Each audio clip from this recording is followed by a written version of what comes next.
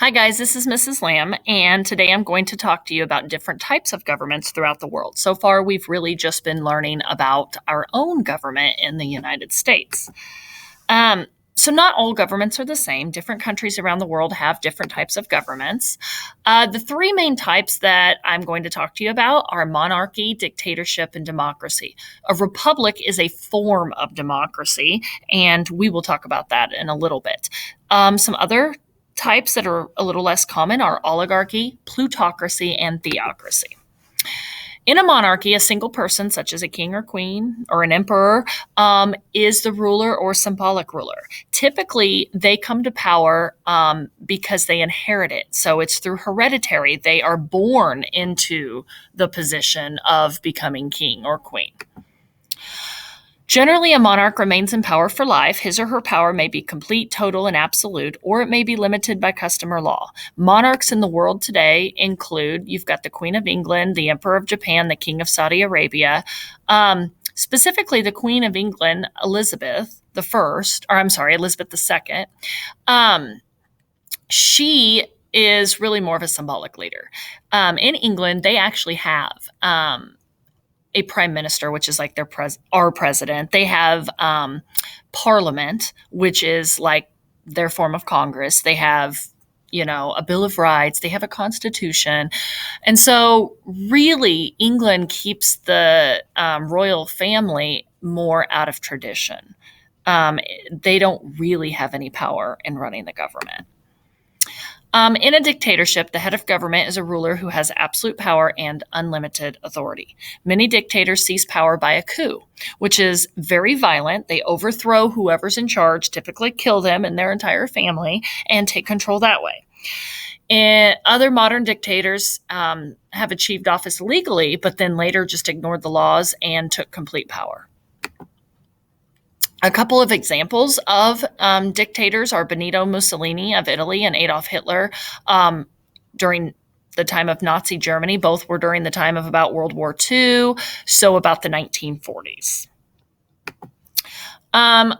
Some other dictators include former dictator of Cuba, Fidel Castro, who actually had to step down because of health reasons, and his brother took over. And in a democracy, which is basically what we have in this country, although ours is really technically a republic. So in a democracy, people get to share in making decisions and running their country. They get to participate in government. But in a republic, which is what usually a large country like ours would have, we vote for representatives who run government on our behalf. So that's the reason we have senators in the House of Representatives, is because we are such a large country. That's our way as the people of getting to participate in government. We can't go to Washington, D.C. every time we need to vote on a new law. The concept of democracy began in ancient Greece.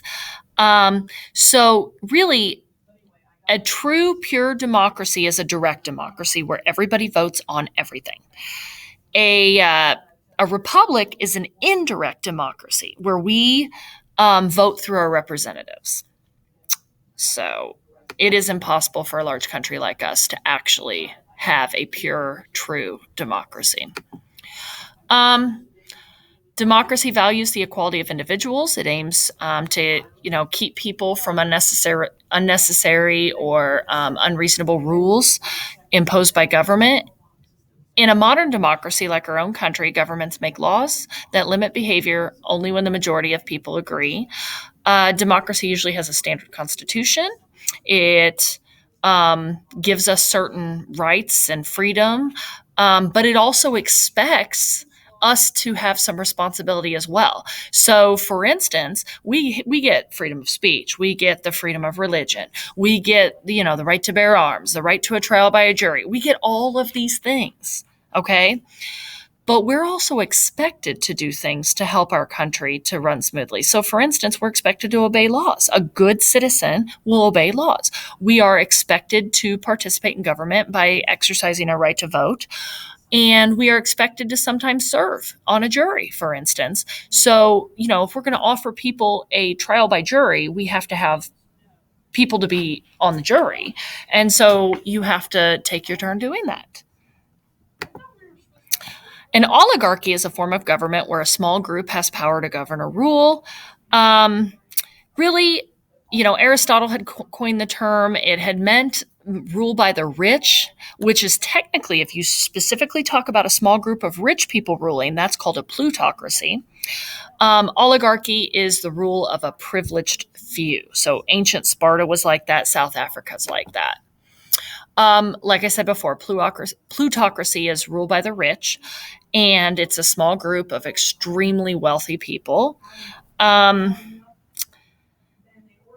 Some examples might be Rome or even Italy at one point.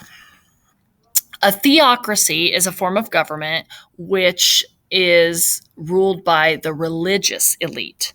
So they are ruled by like maybe a deity or a god through clergy. So one example would be Vatican City because of the Pope and, the Catholic Church there. Okay, so there are two major types of governments that all of these fall under. There are limited governments and there are unlimited governments. In a limited government, everyone must obey laws. In fact, there's something called the rule of law. And the rule of law basically says everyone, including government leaders, have to obey laws. And there are limits on the government's power, hence the name limited government. So some examples are the USA or Great Britain. In an unlimited government, leaders do not have to obey the laws, but everybody else does. So the government's power is unlimited, meaning the government can do whatever it wants in an unlimited government. Some examples are North Korea and Nazi Germany. Okay, that is all that I have for you today. So you are going to use this presentation to answer the questions that I have provided for you.